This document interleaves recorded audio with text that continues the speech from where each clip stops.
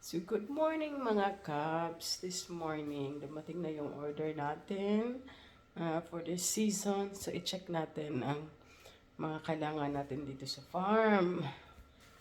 So, ito, bumili na kami ng one box ng gloves, milking gloves na medium para maka-discount tayo in bulk buying, mga chemicals. Mayroon na rin tayong milking sleeve para dito sa ating milking sleeve, filter sacks para dito. Tapos meron na ding large na milking gloves. Tapos ito yung milking sleeve para hindi tayo madumihan. Tapos pag mag-milking yung sa kabili na rin tayo ng apron, leg band, calcium bag. Diba ya? Kulang pa nitong kulang pa ng dalawang milking can.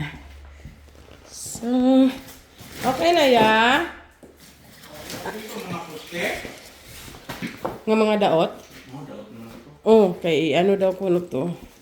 Alam mo, sinindot lagi itong sa farmlands. Ay nga.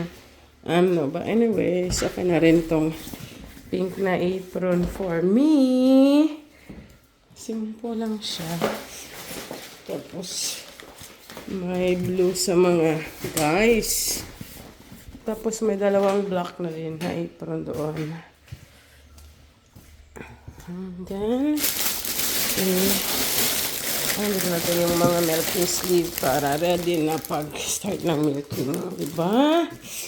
Let's mag-organize.